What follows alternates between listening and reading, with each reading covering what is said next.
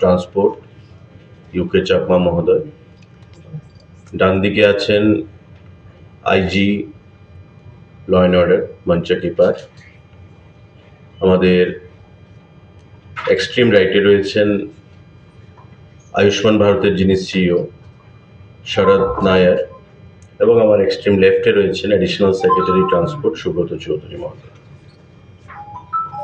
একটা বিশেষ স্কিম যা ভারতবর্ষের প্রধানমন্ত্রী গত 14ই ফেব্রুয়ারি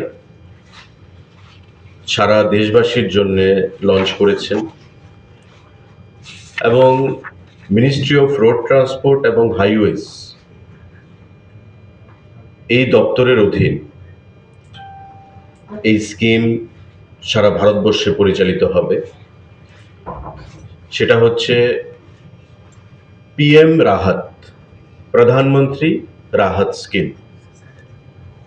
আপনারা দেখেছেন যে ইতিমধ্যে তার আগেও আমরা ঘোষণা করেছিলাম যে ভারতবর্ষে এবং ত্রিপুরা রাজ্যে প্রতিনিয়ত যে অ্যাক্সিডেন্ট হচ্ছে, রোড অ্যাক্সিডেন্ট, তাতে একটা বিশাল অংশের মানুষ ফ্যাটালিটির শিকার হয় এবং মৃত্যুবরণ করে। এতে করে আমরা দেখেছি যে অনেক পরিবার তারা সর্বশান্তঃ চিকিৎসা প্রদান করতে গিয়ে অর্থের অভাবে অনেকে প্রপার চিকিৎসা পায় না, এবং সেটাকে মাথায় রেখে ইতিমধ্যে ভারতবর্ষের সরকার আয়ুষ্মান ভারত, প্রধানমন্ত্রী জন আরোগ্য যোজনা যাকে আমরা বলি, এবং ত্রিপুরা রাজ্যে আমাদের মুখ্যমন্ত্রীর প্রচেষ্টায় CMJY চিফ মিনিস্টার জন আরোগ্য যোজনা আমরা ঘোষণা করেছি। 5 লক্ষ টাকা করে প্রতি বছর ট্রিটমেন্টের সুবিধা সেখানে রাজ্যের জনগণ পাচ্ছে। প্রধানমন্ত্রীজি উপলব্ধি করতে পেরেছেন, এবং আমাদের সড়ক পরিবহন যিনি মন্ত্রী নীতিন গডকারিজি, যে আগামী দিনগুলোতে এই সড়ক অ্যাক্সিডেন্টে যাতে কারোর চিকিৎসার অভাবে মৃত্যু না ঘটে, এবং এই অ্যাক্সিডেন্টকে কমিয়ে আনার জন্য পিএম রাহাত যে প্রকল্প স্কিম সেটা চালু করেছে। গতকাল আমাদের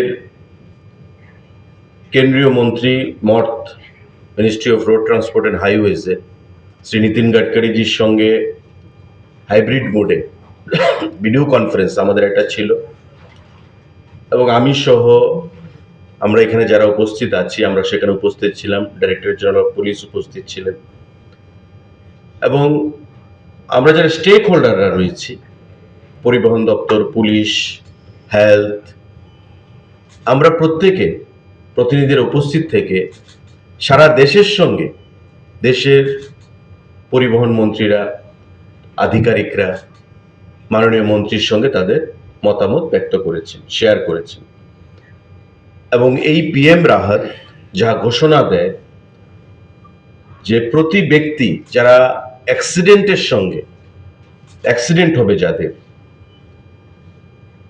হাসপাতালে যাবে, 1.5 লক্ষ টাকা করে ওই ব্যক্তিকে প্রদান করা হবে চিকিৎসা পরিষেবার জন্য। তার কিছু গাইডলাইন, তার কিছু সিস্টেম আছে।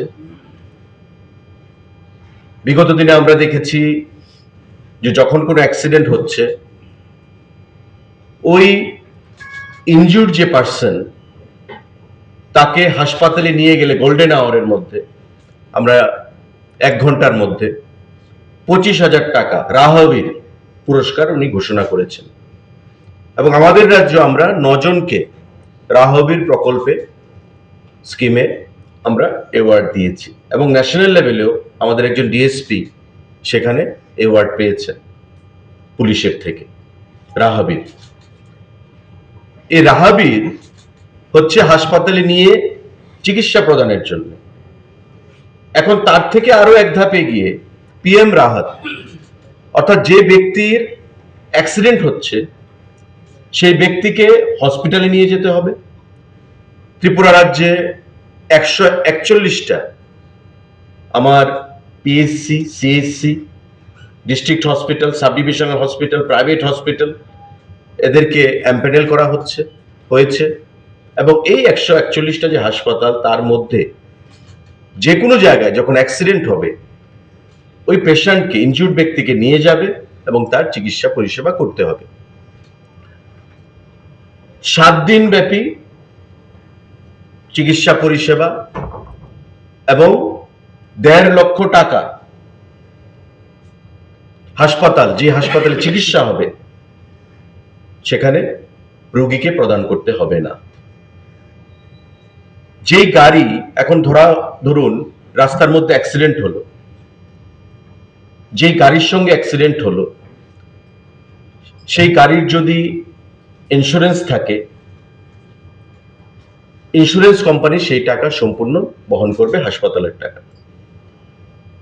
যদি আনইনসিওর থাকে, ধরুন গাড়ির ইন্স্যুরেন্স নেই, সেই টাকা ভারত সরকার বহন করবে এবং ডিএমরা যারা রয়েছেন, প্রত্যেক জেলায় 8টি জেলায় 8টা অ্যাকাউন্ট রয়েছে, আরবিআই অ্যাকাউন্ট, ওই অ্যাকাউন্টের মাধ্যমে ভারত সরকার টাকা পাঠাবে এবং ওই হাসপাতালে যেখানে চিকিৎসা হবে সেই হাসপাতালে টাকা পৌঁছে যাবে।